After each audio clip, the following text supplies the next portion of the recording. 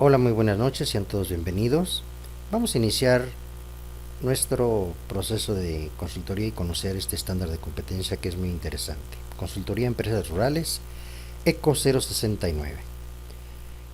Como ustedes podrán ver, nosotros en el proceso de la consultoría, pues debemos de ubicar, recuerden como consultor, las funciones de la competencia, como son promover el servicio de consultoría a empresas rurales, diagnosticar la situación actual de la empresa y diseñar el plan de mejora de la empresa. ¿Nuestro objetivo cuál es? Que sirvamos como referente para la evaluación y certificación de las personas que llevan a cabo funciones de consultoría en el sector rural, con base en lo establecido en la Ley del Desarrollo Rural Sustentable.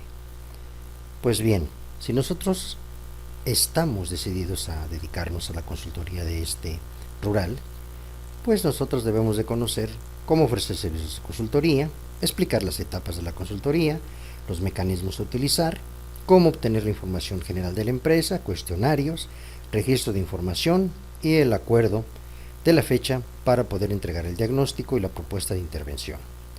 Recuerden que vamos a manejar nosotros, debemos de tener un primer contacto con el cliente. Derivado a ello, tendremos una reunión inicial donde nosotros nos va a permitir estimular más bien al empresario a que lleve la voz, que nos diga, que nos platique qué quiere, qué dificultades ha encontrado, esperanzas, expectativas. Y de acuerdo a ello, se va a realizar un prediagnóstico de los problemas. ¿Qué es el prediagnóstico? Consiste en un proceso previo en el cual el consultor va a realizar como examen inicial una identificación de problemas en el funcionamiento de la organización, con el fin de generar posteriormente un diagnóstico de procesos de mejora, procesos de cambio, procesos de control o de eliminación, proponiendo diferentes acciones correctivas que nos incluyen este prediagnóstico. Las fases de este proceso son recolección de la información y la identificación de los problemas a través de tres técnicas que son la observación, la entrevista y el cuestionario mismo. ¿Qué debe de contener el prediagnóstico? La identificación de la empresa, generales, actividad económica, la reseña histórica, síntesis de la situación problemática, la importancia o los beneficios que como consultores le podemos ofrecer a la unidad productiva, expectativas de los dueños o directivos, qué espera la empresa, qué espera el dueño como persona y qué se espera del asesor. Las técnicas que vamos a utilizar, bueno, son técnicas varias, desde las técnicas para manejo de información, prediagnóstico, manejo de variables, herramientas estadísticas, manejo de TICs, técnicas para entrevista, técnicas de observación y técnicas de identificación.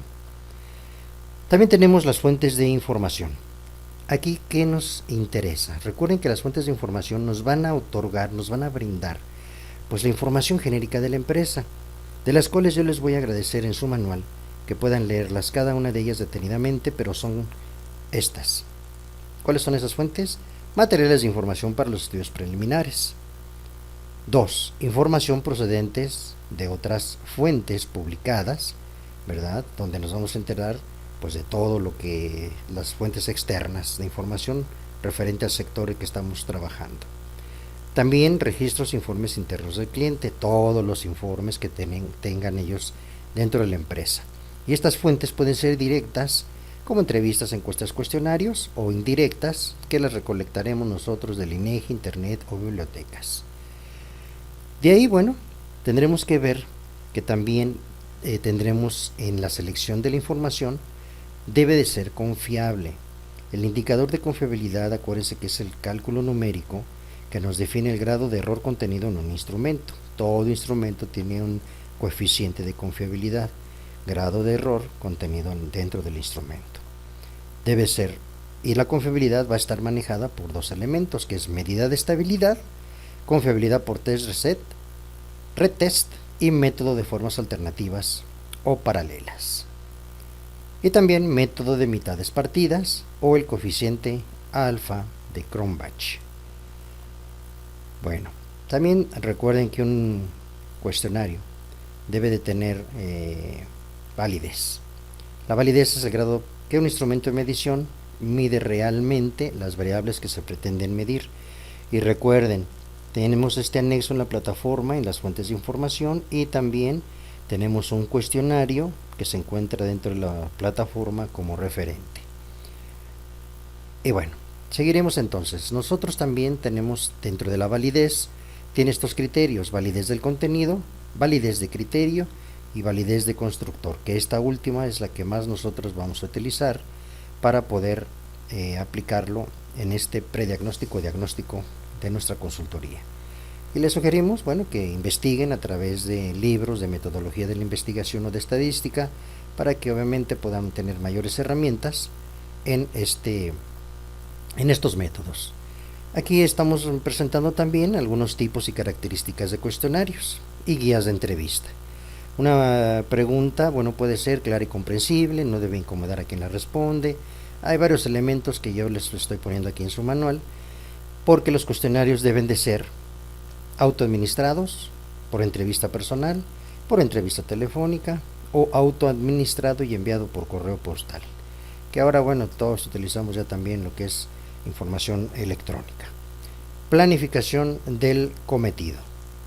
Las conclusiones del diagnóstico preliminar del problema se resumen y el consultor presenta una descripción del problema, y esta puede incluir una comparación con la definición original. Aquí vamos a ver, por ejemplo, fases del cometido: iniciación, diagnóstico, planificación de medidas, aplicación y terminación. Esto, señores, es una gráfica donde ustedes van a dar cuenta de todas las fases que contiene la consultoría. Y ahí les describimos cada una de ellas, de iniciación, desde primeros contactos hasta terminación, con evaluación, informe, establecimiento, plan de seguimiento y retirada. Tómenlo en cuenta. Opciones de ayuda por escrito, bueno, igual, al elaborar y al finalizar el diagnóstico, lo vamos a hacer una vez que se tienen las conclusiones que permitan identificar la problemática de la organización. Consultante y muestra las opciones de ayuda para resolver dicha problemática. Aquí nosotros como consultores debemos de presentar por escrito varias opciones de ayuda para la problemática encontrada, de acuerdo al criterio de desempeño correspondiente, que debe reunir los siguientes requisitos. Propuesta presentada al cliente, vean, secciones de la propuesta. Debe de ver o debe de incluir una sección técnica, sección relativa al personal, sección relativa a los antecedentes del consultor o currícula, sección de las condiciones financieras y de alguna otra índole. Y aquí se describen, bueno, la sección técnica, la sección relativa al personal, la sección relativa a los antecedentes del consultor, sección de las condiciones financieras y de otra alguna índole. Para presentar la propuesta, ¿qué debemos de hacer? Algunos consultores prefieren no limitarse a enviar por correo la propuesta, sino entregarla en mano al cliente. Esto es mejor y lo recomendamos. ¿Por qué? Porque nosotros, al tener el contacto físico y visual, es mucho más confortante hacerlo en persona, ¿no? Tenemos que observar ahí varios elementos, como son la reacción del cliente, cómo va reaccionando de acuerdo a lo que estamos presentando, cómo negociamos la propuesta, porque aquí empieza ahora sí que el estire y el afloje. Yo lo manejo como en el ajedrez, ¿verdad? A ver cuál es la jugada que va a hacer él, qué pieza va a mover, y uno también, pues obviamente, para poder reaccionar y mover la pieza correcta. Hay varios aspectos que debemos de excluir en la propuesta. Paralelamente a la redacción de la propuesta que hace al cliente, el consultor debe estar preparando notas confidenciales internas sobre la organización, clientes e ideas relativas al método que se va a aplicar, como nombres de los directivos, observaciones, actitudes, fuentes de información interna, observaciones adicionales, problemas identificados, información de base y algunas otras sugerencias hechas al equipo que se va a encargar de realizar la tarea. Y por último, hay que presentar el contrato de consultoría. Esto es muy importante. Las 4 formas principales de concretar un contrato son el acuerdo verbal, la carta de acuerdo, el contrato escrito y el contrato psicológico. Recuerden, esto siempre debe de constituir o debe de estar incluido en lo que es el contrato de consultoría. Se los vuelvo a repetir: el acuerdo verbal, la carta de acuerdo, el contrato escrito y el contrato psicológico. A continuación presentamos estos elementos, que son los que representan las secciones de un contrato uniforme, dado que existen diversas variaciones posibles. pero las partes contratantes, el consultor y el cliente, el alcance del contenido, tal y como lo examinamos, objetivos, descripción del trabajo, fecha de iniciación, calendario, volumen de trabajo, etcétera.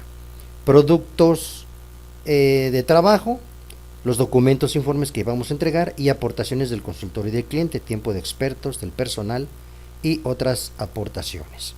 Horarios y gastos, procedimientos de facturación y pago, responsabilidades profesionales, derecho de autor muy importante, responsabilidad, empleo de subcontratistas por el consultor, terminación o revisión y variables también, arbitraje, jurisdicción, procedimiento de la situación de controversia y firmas y fechas.